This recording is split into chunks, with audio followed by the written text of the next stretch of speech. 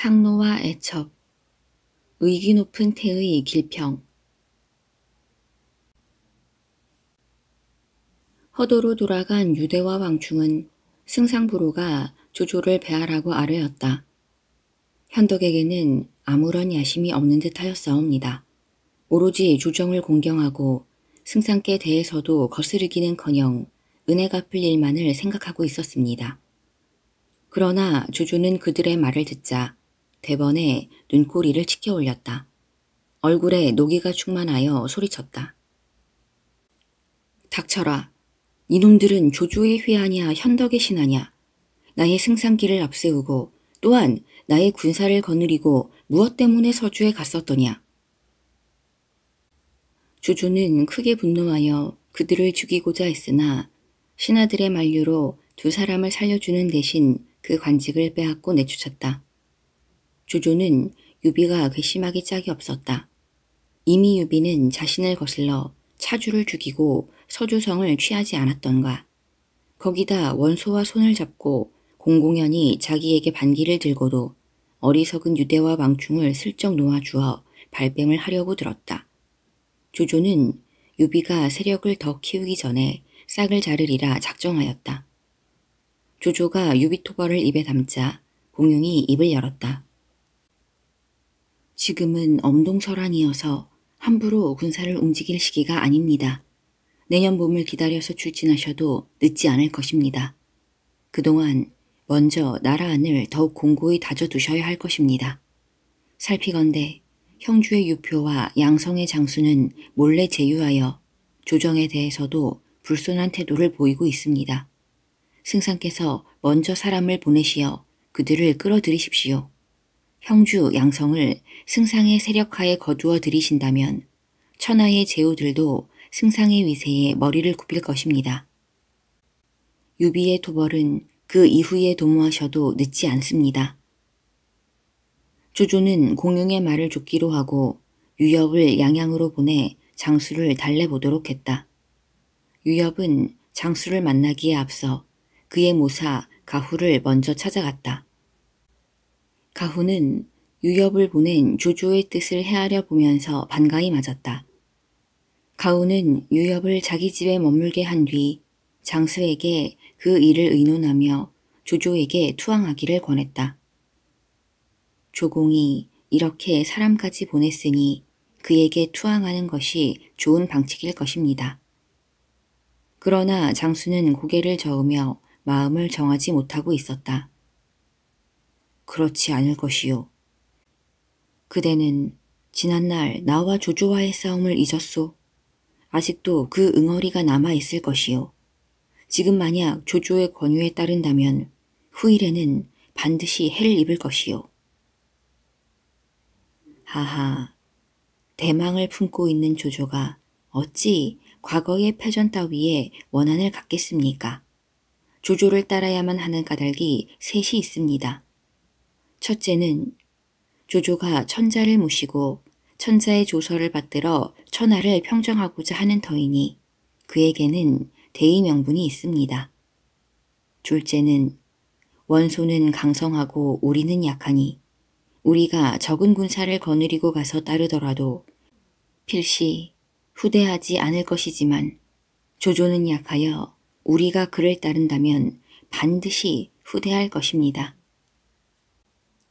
셋째, 조조는 천하를 얻겠다는 큰 뜻을 품고 있는 까닭에 반드시 사사로운 원한을 버리고 덕을 세상에 널리 밝히려 할 것입니다.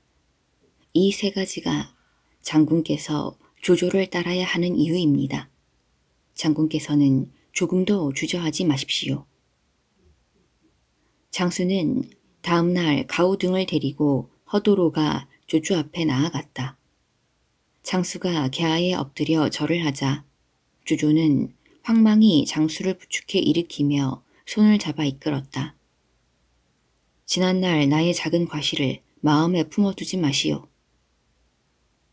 조조는 큰 잔치를 베풀어 장수를 극진히 환대한 후 그를 양무 장군에 봉하고 가후를 황실 경비대장으로 삼았다. 장수가 귀순하자 조조는 유표에게 손을 뻗칠 계획을 세웠다. 귀순한 장수가 조조에게 이렇게 말했다. 유표에게는 제가 글을 쓰겠습니다. 그와는 단연간 친교가 있는 터입니다. 조조는 크게 기뻐하며 장수에게 글을 쓰게 했다. 이후 조조의 전가를 받은 유표는 여러 모사들을 모아놓고 이 일을 의논했다. 조맹덕의 편에 서는 게 좋겠소. 아니면 원본초의 뜻에 따르는 것이 좋겠소. 종사중랑장인 한승이 일어나 말했다. 조조는 군사를 잘 부릴 뿐만 아니라 천자를 받든다는 대의 명분이 있습니다. 뿐만 아니라 그에게는 많은 인재가 있습니다. 원소를 따르게 되면 그는 자기의 강한 군세만 믿고 있기 때문에 장군을 중하게 여기지 않을 것입니다. 그러나 조조는 반드시 장군을 중하게 여겨 소홀히 대하지 않을 것입니다. 그뿐 아니라 그가 싸움에 패하여 승상의 자리를 잃게 되었을 때 장군께서는 그를 대신할 기회도 잡으실 수 있을 것입니다. 그러나 유표는 단안을 내리지 못하고 있다가 이튿날 다시 한승을 불러 말했다. 우선 그대가 허도로 가 그곳의 실정을 알아본 후 결정하였으면 하오. 한승은 내키지 않았으나 유표의 명을 받들어 형주의 토산물과 많은 보화를 수레에 싣고 허도로 떠났다. 조조는 한승을 반가이 맞아들이며 그에게 시중의 벼슬을 내리고 영릉 태수에 봉했다. 한승이 우려했던 대로 조조는 그에게 높은 벼슬을 내려 자기 쪽으로 마음을 기울게 했다.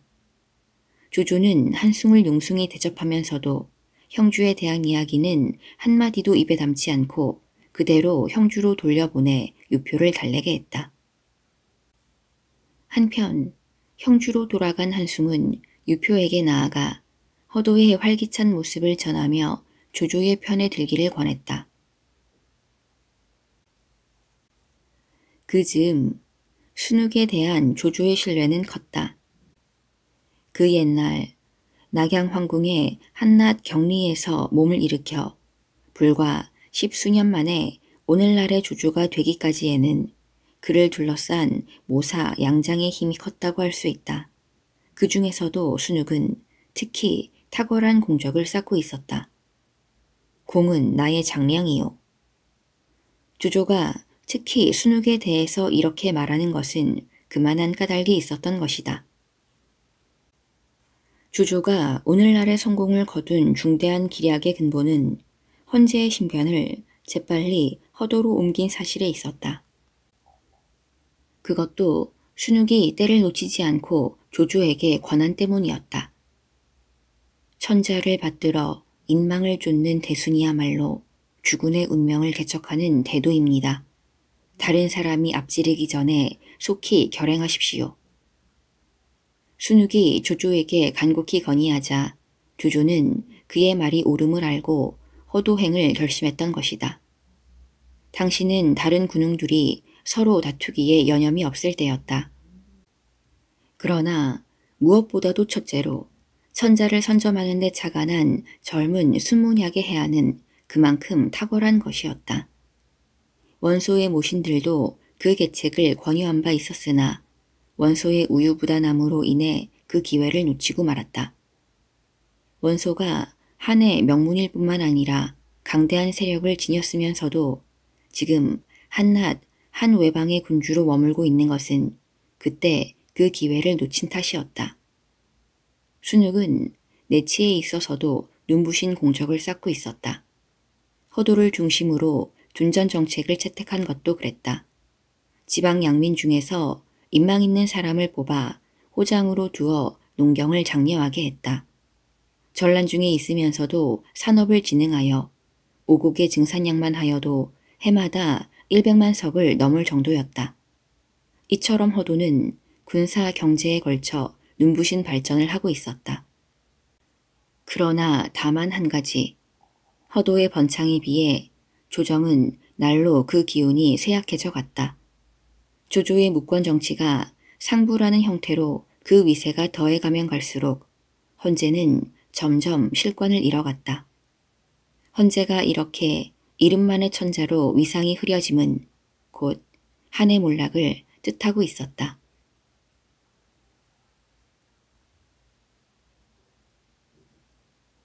한편 조정이 돌아가는 모양을 침통하게 여기고 있던 국구 동승은 밤낮으로 애를 태우고 있었다.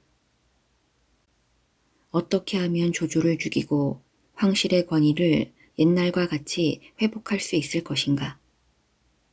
동승은 침식을 잊은 채 궁리를 거듭해 보았으나 별다른 묘안이 떠오르지 않았다. 그러던 중 동승은 건한 5년 정월 초하루 조정에서의 신년 할애 때 매우 교만스런 조조의 횡포를 보고는 분통이 터져 그만 병이 들어 눕게 되었다. 헌재는 동승이 몸져 누웠다는 말을 듣자 태의 길평으로 하여금 치료하게 했다. 길평은 한의학을 깊이 깨달아 당시 제1의 명의로 알려져 있었다. 길평은 어명을 받들어 동승의 집에 들어선 후 잠시도 동승의 곁을 떠나지 않고 약을 지어 병을 치료했는데 그 정성이 지극했다. 길평이 지어주는 약을 먹은 동승은 하루하루 건강이 회복되었으나 선뜻 자리를 털고 일어나지는 못했다. 그로부터 한 달쯤 지나 명절인 대보름이 되었다. 길평이 집에 돌아가고자 동승에게 하직을 고하니 동승은 불편한 몸으로 술을 내어 그동안 길평의 극진한 치료에 감사를 표했다. 동승은 겨우 몇 잔의 술을 마셨건만 어느새 피곤해져 오는 잠을 주체하지 못하고 깜빡 졸음에 빠져들게 되었다. 동승은 꿈에서 조조의 목에 칼을 내리치며 외쳤다. 역적 조조는 내 칼을 받아라. 동승이 자기 고함 소리에 깜짝 놀라 눈을 떴다. 그런데 난감한 일은 태의 길평이 그런 동승을 내려다보고 있었던 것이었다. 이제야 국구께서 어찌하여 병을 얻었는지 알겠습니다. 국구의 병은 조조 때문이었군요. 국구께서는 너무 심려치 마십시오. 제가 비록 한 사람의 의원에 불과하나 저 역시 한나라의 백성입니다. 부디 숨기지 말고 말씀을 해주시면 이 길평이 반드시 힘이 되어 드리겠습니다. 비록 구족이 멸함을 당한다 하더라도 기꺼이 국구 어른의 뜻을 따르겠습니다. 동승은 감격의 눈물을 흘리고는 그에게 혈소로 된 황제의 밀조를 보이며 말했다. 아직 거사하지 못한 것은 유현덕과 마등이 없기 때문이었습니다. 길평은 밀조를 받아들더니 이윽고 온 매무새를 고치며 흐느껴 울었다. 역적 조조를 하루아침에 제거할 묘책이 있습니다. 그의 목숨이 제 손 안에 있는 것과 같습니다. 조조는 건강하나 두풍이라는 지병이 있습니다. 그 지병이 발작하면 골수에 고통이 스미게 됩니다. 그럴 때 약을 지어주는 사람은 저 이외에는 없습니다. 기다리고 있다 보면 두풍이 도져 그가 나를 부를 때가 있을 것입니다. 그때 두풍약에 독을 타서 먹게 하면 모든 일이 끝납니다. 군사를 일으켜 전쟁을 할 필요도 없습니다. 실로 놀라운 말이 아닐 수 없었다. 칼 한 번 쓰지 않고 조조를 죽일 수 있다니 이보다 더 감격스러운 것이 어디 있겠는가. 만약 그렇게만 된다면 그 일은 천자는 물론 한나라의 사직을 구하는 일이 될 것이요. 두 사람은 갑자기 입을 다물었다. 그때 방 휘장 밖에서 바람도 없는데 무슨 기척이 들리는 듯 했기 때문이었다. 한동안 숨을 죽이고 있었으나 그 소리는 다시 들리지 않았다. 길평은 동승에게 그 말을 남긴 뒤 자기 집으로 돌아갔다. 겨울이 지나 매화나무 꽃봉오리가 벌어질 무렵이 되자 동승의 집에도 봄을 맞은 생기가 감돌았다. 그날 밤도 동승은 식사 후 후원에 나와 매화나무 위에 걸려있는 초저녁 달을 바라보며 길평이 한 말을 곱씹고 있었다. 그때 동승은 문득 후당 쪽에서 얼핏 들려오는 인기척을 들었다. 동승이 다가가 보니 어둡고 으슥한 곳에서 하인 진경동과 젊은 애첩 운영이 한 몸이 되어 있는 것이 아닌가. 이 고약한 것들.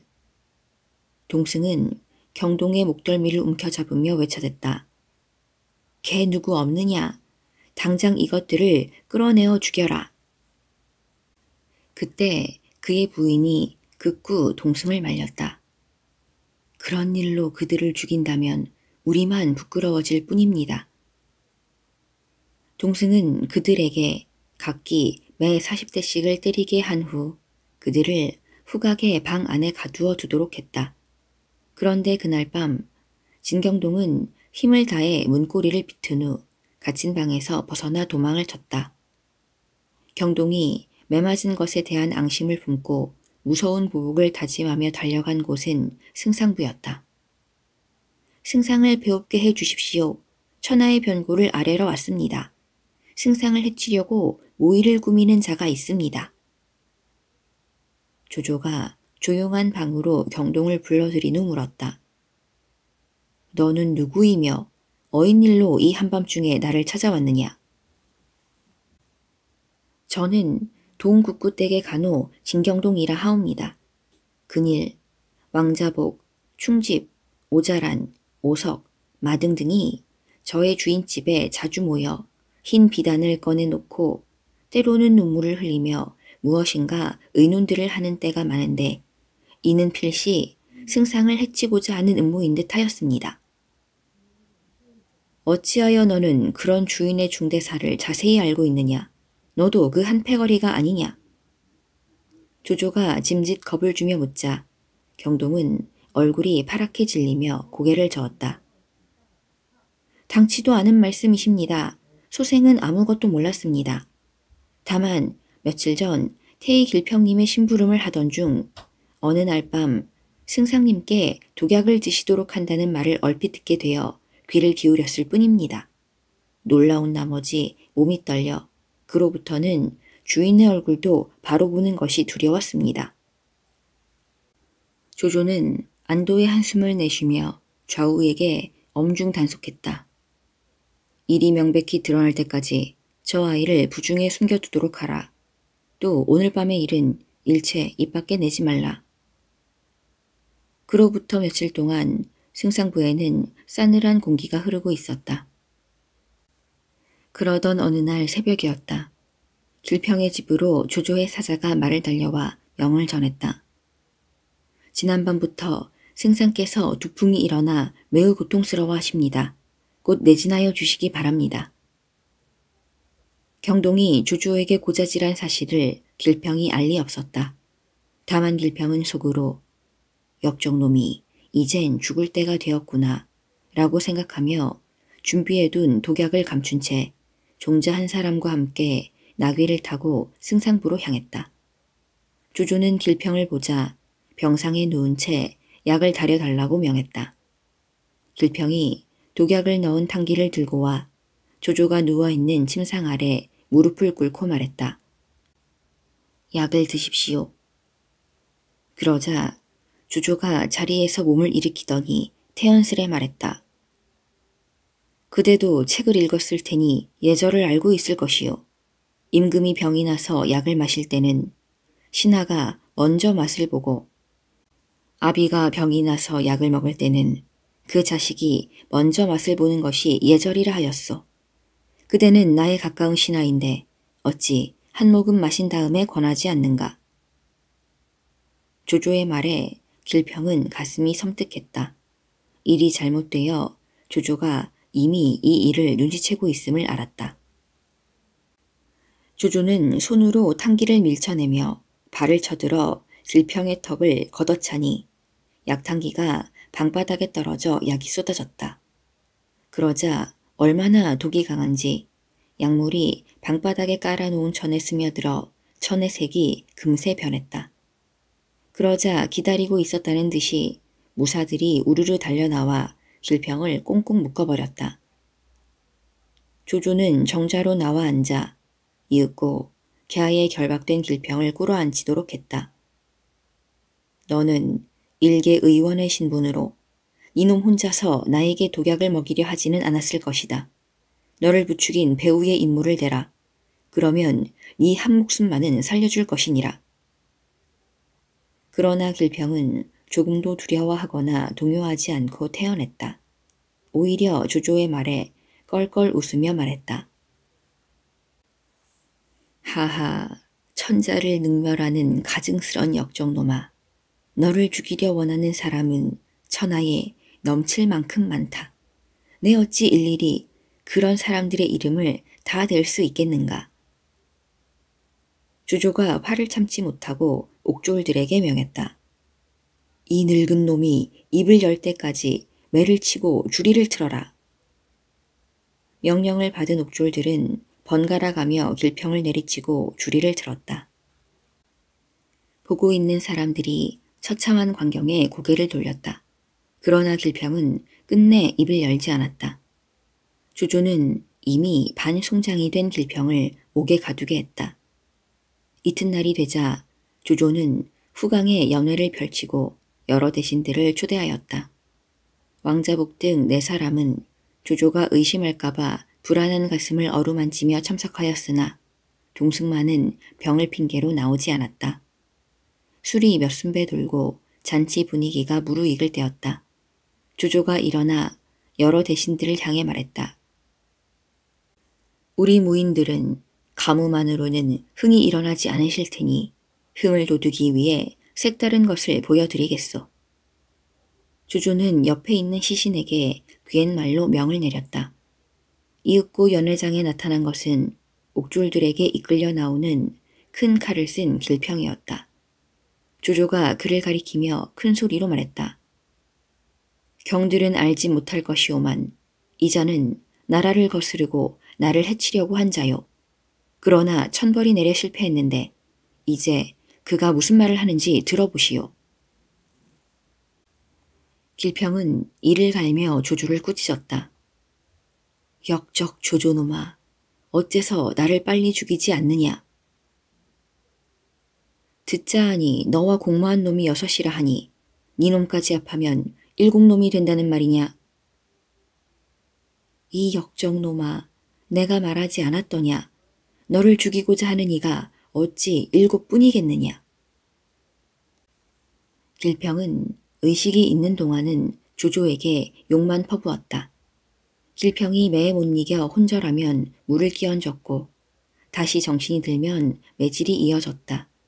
그래도 길평은 입을 열지 않았다. 조조는 끝내 길평이 실토를 하지 않자 그를 다시 옥에 가두도록 했다. 대신들이 천천히 자리를 떠나자 조조는 왕자복을 비롯한 4사람을 불러앉혔다. 근자의 공들은 국구의 집에서 대체 무슨 일을 의논하고 있었소. 떨고 있던 왕자복이 마음을 가다듬고 태어난 목소리로 답했다. 특별히 의논한 일은 별로 없었습니다. 평상시의 교제에 불과했을 뿐입니다. 조조는 밖으로 고개를 돌려 소리쳤다. 증인 진경동을 불러들여라. 왕자복이 진경동을 보고 말했다. 네가 무엇을 보았다는 말이냐. 사람들의 눈을 피해 6사람이 모여 비단에다 글을 쓰시지 않았습니까? 왕자복은 진경동이 나타날 때부터 그가 이 일을 밀고 했으리라 짐작하고 있었다. 그렇지만 왕자복은 동승에게서 진경동이 자신의 애척과 놀아나다가 도망쳤다는 얘기를 들은 적이 있어 그 일을 경동에게 뒤집어 씌웠다. 이놈은 국구의 간호로 시첩과 정을 통한 놈입니다. 주인의 추궁을 피하려고 우리에게 뒤집어 씌우는 것이니 그 말을 믿으시면 아니 됩니다. 조조가 그들에게 추궁했으나 왕자복 일행은 모르는 일이라고 시치미를 댔다. 조조는 그들을 어르고 달랬으나 왕자복 일행은 끝내 입을 열지 않았다. 끝까지 부인하는 그들을 조조는 옥에 가두어 버렸다.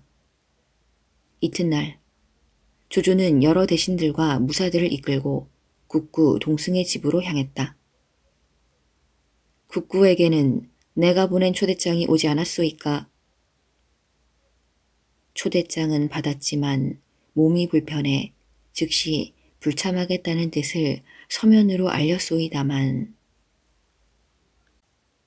경의 고질병은 아마 길평을 시켜 나에게 독약을 먹이면 낫는 병이었겠지요. 조조가 집으로 불쑥 찾아올 때부터 내심 마음을 졸이고 있던 동승이었다. 조조의 입에서 길평이란 말이 나오자 가슴이 뜨끔했으나 황망히 고개를 저었다. 예? 그게 무슨 말씀이십니까? 국구가 강력히 부인하자 조조는 좌우에게 명하여 데리고 온 길평을 대면케 했다. 길평은 30여 명의 옥리와 군사들에게 끌려 나와 객당의 계단 아래에 꿇어 앉았다. 조조는 길평을 다그쳤다. 나에게 독약을 먹이도록 사주한 자가 누구냐? 조정을 파괴한 적인 이놈을 하늘을 대신해서 처단하려 했을 뿐이다. 네 이놈, 그래도 바른 말을 하지 않겠다는 것이냐? 여봐라, 저자의 혀를 뽑아버려라. 그러자 문득 길평이 옥졸들을 향해 말했다. 기다려라. 혀를 뽑아서는 나도 견딜 수가 없다. 이 오랏줄을 풀어다오. 그러면 내 모든 것을 자백하겠다. 조조의 명에 옥졸들은 밧줄을 풀어주었다. 밧줄이 풀리자 길평은 대궐 쪽을 향해 큰 절을 올렸다. 이윽고 길평은 곁에 있는 돌계단을 향해 힘껏 몸을 던져 머리를 부딪혔다.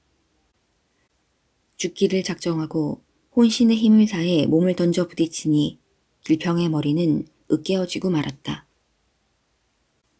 길평이 돌계단의 머리를 찧어 자결하자 주위에는 한동안 정적이 감돌았다.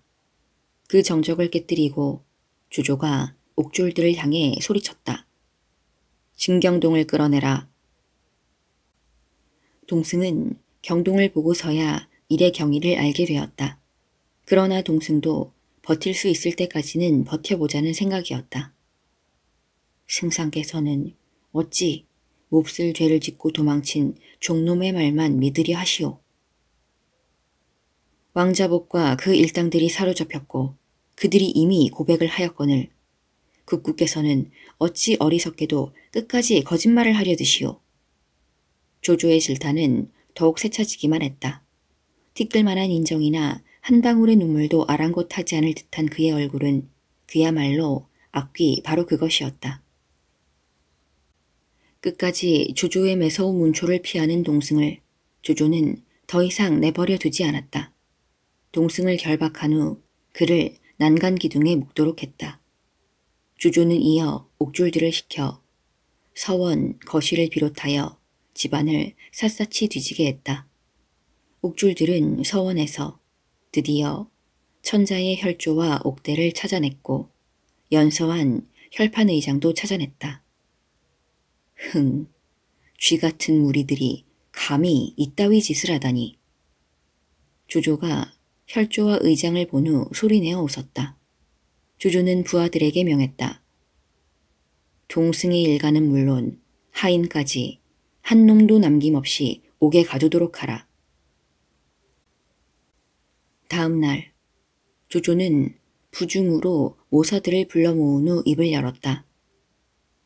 천자가 오늘날까지 무사함은 오로지 이 조조의 공로가 아니겠소? 지난날 이가 곽사의 난을 진압하고 새 도읍을 건설하여 황실의 채통을 바로잡기 위해 얼마나 분골쇄신하였소. 그런 내게 감히 칼을 대려는 무리가 있으며 더욱이 천자 또한 나를 제거하려고 혈조를 내렸으니 이게 될 말이요? 이는 그냥 좌시하고 넘길 수만은 없는 일이요. 두 번 다시 이런 일이 일어나지 않도록 지금의 천자를 패하고 덕망이 높은 새 천자를 옹립할까 하오. 정욱이 일어나 조조의 뜻에 반대하고 나섰다. 허도의 중흥은 명공의 공우님에 틀림없습니다. 그러나 명공께서 천하에 그 위세를 떨칠 수 있게 된 것은 한시를 받들었기 때문입니다. 아직 천하가 평정되지 않은 이때 명공께서 천자를 폐위하신다면 그날부터 명공의 부군에는 이미 대의 명분이 사라집니다.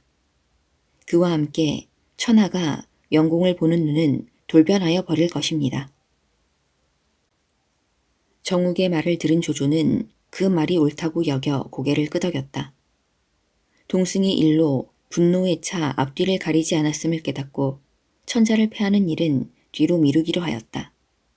조조는 천자를 패하는 일을 뒤로 미룬 대신 그날로 동승의 일가일문, 그 밖에 왕자복, 오자란, 충집, 오석 등의 가줄들을 모두 참양에 처하니 이를 지켜본 백성들은 끔찍한 조조의 잔인함에 한결같이 몸을 떨었다. 그날 죽은 사람은 모두 700여 명이나 되었다. 동승을 비롯한 5사람은 물론 그들과 끈이 닿은 사람 모두를 죽였으나 아직도 분을 사귀지 못한 조조는 동승의 딸인 동귀비를 죽이기 위해 큰 칼을 찬 채 궁중으로 갔다. 그때 동귀비는 천자와 함께 있었다. 헌제는 조조와 무사들을 보자 어쩐지 섬뜩해져 안색이 달라졌다. 폐하, 동승이 모반한 사실을 알고 계십니까? 동국구가 어쨌다는 말이요. 짐은 무슨 말인지 도무지 알아들을 수가 없소. 폐하께서는 몸소 손가락을 깨물어 옥대에 혈조를 써서 그에게 내린 일을 벌써 잊으셨단 말입니까? 조조가 천자를 노려보다가 무사들에게 명했다. 모반을 하면 구족을 멸한다 하였다. 그것은 이미 널려 알려진 조정의 법도이다. 여봐라, 동귀비를 끌어내라. 헌제는 신하인 조조에게 간곡히 애원했다. 동귀비는 지금 잉태한 지 5달이나 되었소. 바라건대 승상께서는 그의 무거운 몸을 보아서라도 불쌍히 여겨주시오. 그러나 조조는 천자의 말에 귀도 기울이지 않았다. 하늘의 도움으로 동승의 음모가 사전에 알려졌기에 망정이지. 그렇지 않았다면 나는 지금 살아있는 목숨이 아닙니다. 그런데도 저 여인을 살려두어 후한을 남기란 말씀입니까? 이를 지켜보고 있던 동귀비는 이미 모든 걸 체념한 듯 눈물을 흘리며 조조에게 말했다. 중한 죄를 지었다면 죽음을 기꺼이 받겠습니다. 다만 죽이더라도 살이 드러나지 않게 시신만은 온전히 보존토록 해 주십시오. 동귀비의 말에 조조는 무사들에게 명해 흰 비단을 가져오게 하여 스스로 목을 매 자결하도록 했다. 그날 동승과 평소 가깝게 지냈다는 이유만으로 환관 몇십 명을 가려냈는데 그들은 붙들리는 대로 칼에 맞았다. 조조는 동귀비를 죽인 후에도 마음이 놓이지 않아 감군관을 불러 영을 내렸다. 지금부터 황실의 외척, 종친을 가리지 말고 내 허락 없이는 궁궐 출입을 하지 못하도록 하라. 만약 이 말을 어기거나 외척, 종친의 출입을 허락한 자도 똑같이 목을 베리라. 조조는 즉시 그의 수하 군사 3,000명을 어림군으로 삼아 국문을 지키게 하고 조홍을 그 대장으로 임명했다. 조조가 이토록 철저히 궁중을 방비하니 그로부터 천자는 외부와는 차단된 채 철저히 감금당한 신세가 되고 말았다.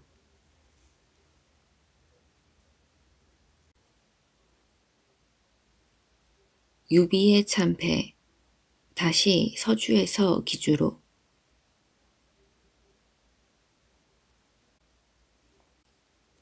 피비린내 나는 회오리 바람이 허도를 휩쓸고 지나가자 우선 한숨 돌린 것은 조조보다도 문무백관과 궁궐에 기거하는 사람들이었다.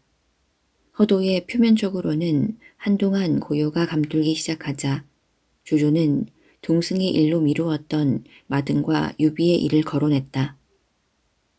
아직 동승과 함께 모의했던 유비와 마등이 살아있으니 그들을 정벌하지 않을 수 없다. 현책이 없겠는가? 조조는 곽가에게 의견을 물었다. 나는 유비가 있는 동쪽으로 군사를 내어치고 싶은데 원소가 있으니 걱정이오. 그대 생각을 듣고 싶소. 우선 현덕을 정벌해야 합니다. 현덕은 서주를 다스린 지 얼마 되지 않아 아직 군사들의 마음을 잡지 못한 상태입니다. 한편 원소는 기세를 올리고는 있으나 휘하 장수들이 서로 뜻이 맞지 않아 자중질환이 일고 있습니다. 또한 원소 자신의 우유부단함 때문에 신속히 군사를 움직일 수 없을 것입니다. 승상께서 군사를 일으키신다면 유비의 서주를 일격에 평정하실 수 있을 것입니다. 조조는 즉각 뜻을 정하고 모든 장수들을 한자리에 모아놓고 군령을 내렸다. 20만 군사를 일으켜 5길로 나누어 서주를 공격하라. 이 소식을 가장 먼저 접한 것은 손건이었다. 그는 수하로 하여금 합의성에 있는 관우에게 이 사실을 먼저 알리게 하고 자신은 소패성에 유비에게 달려갔다. 유비가 근심하며 말하자 손건은 유비를 재촉했다. 원소에게 보낼 글을 급히 써주십시오. 그에게 구원을 청하는 길밖에는 다른 방책이 없습니다. 손건은 유비의 서찰을 받아 밤낮을 가리지 않고 하북을 향해 달렸다. 손건은 하북에 이르러 먼저 원소의 중신인 전풍을 만나 함께 원소에게 가서 유비의 서찰을 전했다. 하지만 원소는 그가 평소 가장 사랑하던 막내 아들의 병을 걱정하며 군사를 일으키기를 거부했다. 유비는 원소마저 구원병을 보낼 수 없음을 알자 침통한 마음으로 대책을 물었다. 그러자 장비가 우렁찬 목소리로 말했다. 형님, 그렇게 침울하게 계실 것이 아닙니다. 기왕에 일이 이 지경이 되었으니 오로지 죽음을 각오하고 싸울 뿐입니다. 자네 말도 맞네만 이 작은 성을 향해 20만의 대군이 몰려온다지 않는가. 20만이거나 100만이거나 염려하실 필요가 없습니다. 그들의 병마는 모두 허도에서 먼 길을 쉬지 않고 달려왔을 것입니다. 이곳에와 진을 펼치더라도 한 며칠은 제대로 움직이지도 못할 것입니다. 그러니까 그 준비를 하기 전에 기습을 하여야 합니다. 먼 길을 달려온 여독이 풀리기 전에 제가 정병을 이끌고 가 기습을 감행하겠습니다. 이에 유비는 조조군에게 기습을 가하기로 하고 성을 나섰다. 이때 조조의 군사는 소패에 당도하기 직전이었다. 행군을 서둘러 소패에 다다를 즈음 불현듯 광풍이 일며 악이 2개가 부러져 나갔다. 조조는 행군을 멈추었다. 석연치 않은 마음이 들어 순욱을 불러 논했다. 바람은 동남쪽에서 불어왔으며 진홍빛 깃발이 부러졌네. 동남풍의 진홍빛. 그렇다면 염려하실 일이 못 됩니다. 이것은 병법의 한 대목에 있듯이 적으로부터 야습이 있을 징조입니다. 조조는 기습에 대비한 포진을 펴게 했다. 한편 이런 사실을 알 리 없는 유비는 장비를 내보낼까 하다 조조군이 워낙 대군이라 군사를 2대로 나누기로 했다. 유비 자신은 왼쪽을, 장비는 오른쪽을 맡게 하여 행군했다. 척구병을 풀어 정찰하게 했던 군사가 돌아오자 장비가 물었다. 적군의 동태는 어떻더냐? 보초병까지 골아떨어졌습니다. 자기의 계책이 맞아떨어진 줄 알고 장비는 속으로 쾌재를 불렀다. 장비는 먼저 기병으로 하여금 조조군의 진을 덮치게 했다. 생각대로 진은 방비도 허술했다. 그런데 이게 어찌 된 일인가? 적의 진지에는 중군도 보이지 않았으며 조조의 진영도 보이지 않았다. 꾼막과 기치와 화투불만 보일 뿐 군사가 보이지 않자 장비도 문득 이상한 생각이 들었다. 급히 군사를 물리려 했다. 그러나 그때 호련 사방에서 불길이 치솟는가 했더니 함성이 여기저기에서 일었다. 사방팔방에서 조조의 군사들이 밀려 나왔다. 장비가 시도한 기습작전은 반대로 기습을 당하는 꼴이 되었다. 장비군의 대오는 분열되고 군사들은 이리저리 흩어지기 시작했다. 이제는 이 한 목숨 바쳐 이들과 부딪힐 뿐이다. 장비는 이렇게 결심하고 좌충우돌 이리 부딪고 저리 부딪혔다. 그러나 중과부적이었다. 적에 비해 워낙 군사가 적었다. 거기다가 유비군은 원래가 조조의 군사가 아닌가. 장비는 소패로 돌아가려 했으나 주주군이 그 길을 끊었다. 서주나 합의로 돌아가려 하나 이미 조주군이 그 길도 가로막고 있을 것이 뻔했다. 장비는 하는 수 없이 망탕산 방면으로 말머리를 돌렸다. 유비 또한 장비와 크게 다를 바 없었다. 유비는 닥치는 대로 그들과 싸웠으나 싸울수록 불리하다는 것을 알고 있는 그인지라 혈로를 뚫기에 바빴다. 유비는 말을 달려 소패성으로 향했다. 소패성 쪽에서 새빨간 불길이 하늘로 치솟고 있는 것이 보였다. 소패성도 이미 조조에게 떨어졌음을 알고 유비는 말머리를 돌렸다. 관우가 있는 합의로 향했으나 그것 또한 조조군이 길을 막고 있었고 서주 역시 그와 다름없었다. 유비는 당장 몸을 의탁할 곳을 찾아야 했다. 그렇군. 우선 기주로가 원소와 앞니를 도모하자. 그로부터 들에도 눕고 산에서 눈을 붙이면서 들쥐고기를 먹고 풀뿌리를 씹으며 간신히 청주부에 당도했다. 성 아래에 이르자 유비는 성 위를 보고 소리쳤다. 수문장이 그가 유비임을 청주자사 원담에게 알렸다. 청주자사 원담은 원소의 장남으로 평소부터 유비를 공경해 오고 있던 터라 유비가 왔다는 말에 성문을 열어 몸소 나아가 맞았다. 유비는 지금까지의 경위를 얘기하고 원소에게 의지하러 왔다는 뜻을 밝혔다. 원담은 유비에게 숙소를 마련해 준 뒤 곧 붙인 원소에게 이 사실을 알렸다. 원소는 즉시 유비를 마중할 군사를 보내어 그를 맞아들였다. 유비가 예를 올리며 고마움을 표했다. 원소는 유비에게 깍듯이 대하며 후한 대접을 해주었다. 원소가 유비를 두텁게 대한 것은 자신이 적으로 여기고 있는 조조에게 서슴없이 반기를 든 유비가 그만큼 반가웠고 조조가 끝내 거느리지 못한 유비를 자신의 휘하에 거느리고 수족처럼 부리고 있음을 천하에 보여주려 함이었다. 한편 소패, 서주 두 성을 단판 싸움으로 점령한 조조의 기세는 하늘 높은 줄 모른 듯했다. 서주에는 유비 휘하에 간흥, 미축 두 사람이 지키고 있었으나 조조의 대군 앞에 성을 지켜내기란 애초부터 불가능한 일이었다. 끝내 성을 버리고 달아나니 진대부, 진등 부자가 남아 성문을 열어 조조를 맞았다. 조조는 진대부, 진등에게 말했다. 그대들은 힘을 다해 연내의 백성들을 안심시키도록 하시오. 서주가 안정을 되찾자 조조는 합의성을 무너뜨리기 위해 모사들을 불러 모아 의논했다. 합의성을 하루빨리 떨어뜨릴 방책이 없겠소? 순욱이 잠시 생각에 잠겨 있다가 말했다. 관우를 성 안에 두고는 100번을 공격해도 성공하지 못할 것입니다. 관우를 어떻게 하여 성 밖으로 유인해 내느냐가 문제입니다. 공격을 가해 포위망을 좁혔다가 후퇴하는 방법을 쓸 수밖에 없습니다. 관우가 지금까지 많이 보아온 이 계략에 넘어가지 않을 우려가 있으나 싸움을 되풀이하다 보면 걸려들지도 모릅니다. 조조는 순욱의 의견에 조차 군사 배치를 정한 다음 자기의 생각을 털어놓았다. 사실대로 말하면 나는 오래전부터 관훈장의 무예와 의리를 높이 보아왔소.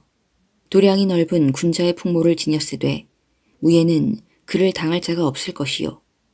그를 어떻게 해서든지 내 수하로 만들고 싶소. 이번 싸움이야말로 나의 뜻을 이룰 수 있는 호기가 될 것이요. 싸워서 성을 무너뜨리기보다는 그에게 항복을 권해보는 것이 어떻겠소. 곽가가 조조에게 불가함을 아뢰었다. 관훈장은 충절과 신의가 두터운 사람입니다. 그가 성을 버리고 항복한다는 것은 도저히 기대하기 어려운 일이라 여겨집니다. 섣불리 설득하려 들었다가는 도리어 그에게 죽임을 당하기 십상입니다. 이때 장효가 앞으로 나섰다. 그 일은 제가 한번 나서 보겠습니다. 저는 일찍이 관공과 사귄 적이 있습니다. 그러자 정욱이 그런 장효를 지켜보더니 입을 열었다. 문원 그대가 비록 운장과 사귄 적이 있다고는 하나 그는 다른 사람의 말만 듣고는 투항하지 않을 사람이요. 그보다는 계책을 써 그를 궁지에 빠뜨린 뒤 문원이 가서 달래도록 하면 그때는 그도 하는 수 없이 승상께 투항하게 될 것이요. 승상, 유비의 군사 중에서 항복한 군사들을 합의성으로 보내십시오. 그들을 보내되 여기서 도망쳐 간 것처럼 꾸미는 것입니다. 그들을 우리의 첩자로 이용하여 내응토록 하고 이번에는 군사를 보내 합의성을 공격했다가 패하는 척하며 도망가도록 합니다. 운장이 뒤쫓아오면 성에서 될수록 멀리 떨어지도록 유인하되 날랭기병을 보내 돌아갈 길을 완전히 끊도록 합니다. 오도 가도 못하게 된 관운장에게 그때 사람을 보내 달랜다면 그도 어쩔 수 없이 손을 들고 말 것입니다. 조조는 정욱의 말에 무릎을 치며 말했다. 그야말로 적을 함정에 가둘 수 있는 계략이요. 조조는 곧 항복한 군사들 중 이미 충성스런 아군이 된 군사 수십 명을 가려 뽑아 그들을 합의성으로 들여보냈다. 그들이 관우에게 조조군으로부터 도망쳐온 자초지종을 그럴듯하게 부풀려 말하니 관우는 지난날 서주에 있던 군사들이 돌아왔으므로 의심하지 않고 성 안에 그대로 머물게 했다.